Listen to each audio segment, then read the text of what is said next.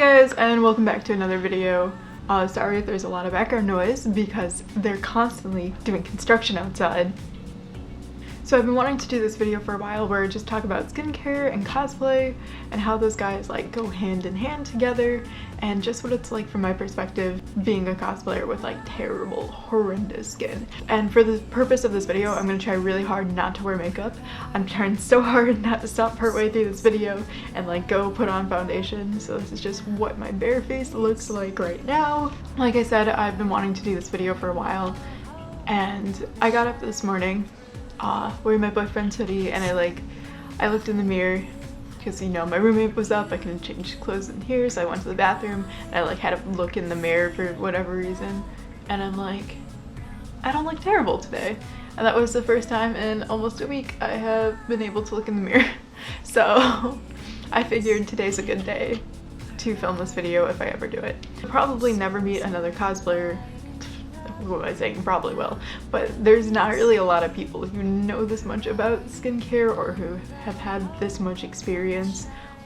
Like my face started breaking out in like the end of 4th grade, and it's just never cleared up since, and I'm in college now. I have tried every prescription, every routine face soap, everything you could ever imagine. I've been to different dermatologists, different doctors, gotten a bunch of different like results or whatever. I've been through it all, and I just know firsthand what that kind of does to you, especially when you're in the cosplay community, because you're trying to mimic these anime characters, video game characters, and they're all flawless. They all have perfect skin, and cosplay, the community itself, is a huge comparison. There's all these people whose main goal is to just look like the character, look exactly like the character, and it's really heartbreaking when, you know, you don't. So I made some points, let's get to it. Wow, I had story time first thing. My face just started going terrible. I might put in pictures. I don't think I should. I don't want to mentally scar you guys because that's how bad it was.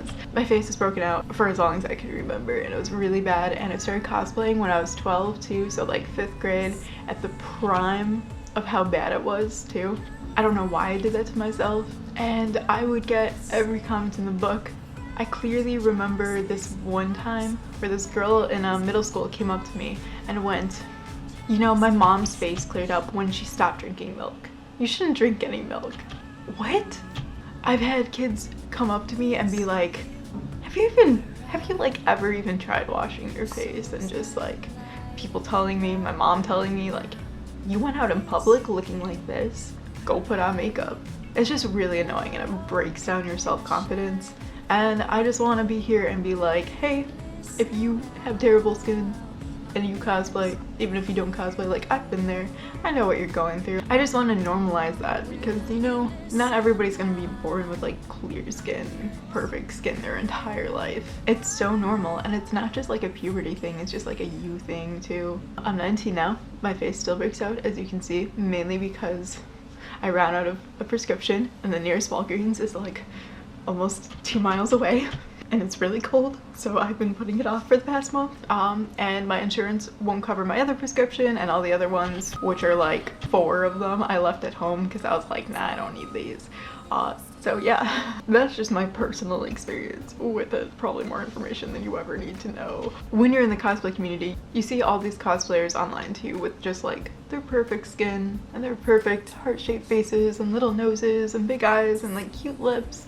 And you just kind of think to yourself like, why don't I look like that? Why do I have to look like this? It's like this very heart-wrenching moment, I guess, more or less.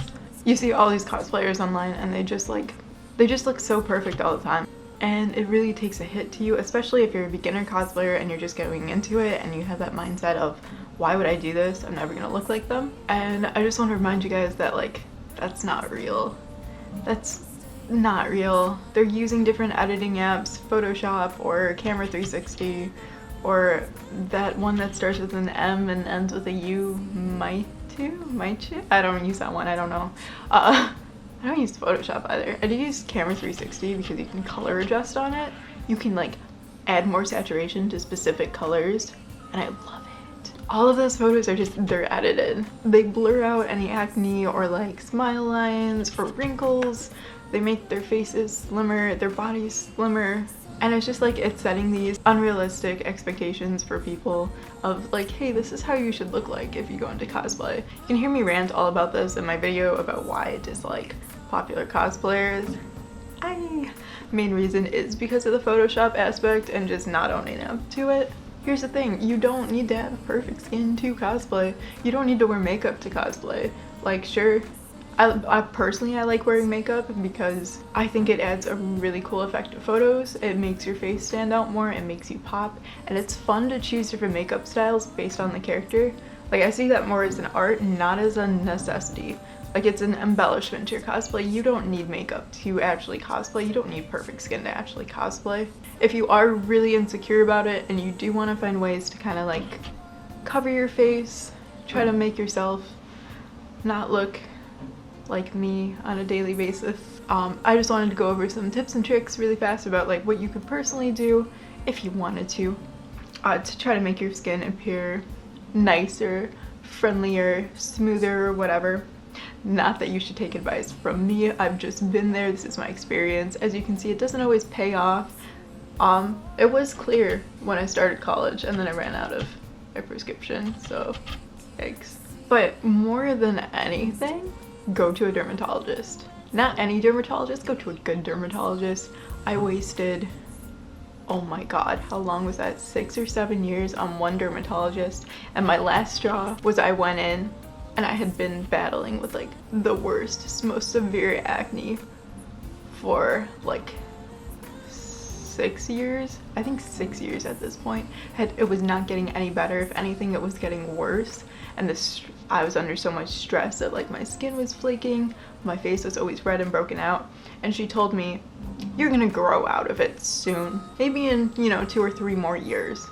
And I just broke down because it was like, I cannot have this on my face for 2 or 3 more years, because that's how much of a stigma there is against acne. That's how much you're told that like, you're not pretty if you have broken out skin. I switched over dermatologists, and within like 3 weeks my skin was perfectly clear. That just goes to show you that it really depends on the doctor too. It really depends on your skin and a professional opinion. Because nobody is going to know skin better than a natural dermatologist and know what reacts with what your skin type is, how to like tell what your skin type is, how to tell like the sensitivity of your skin. Just please don't try like Curology or Proactive or anything without consulting an actual dermatologist first. Next thing I have on my list is to always use a toner and a moisturizer. Toner, I use L'Occitane en Provence. It's so nice. I love it so much. It gets rid of the redness in your face. And the moisturizer it helps a lot. I also use L'Occitane en Provence moisturizer,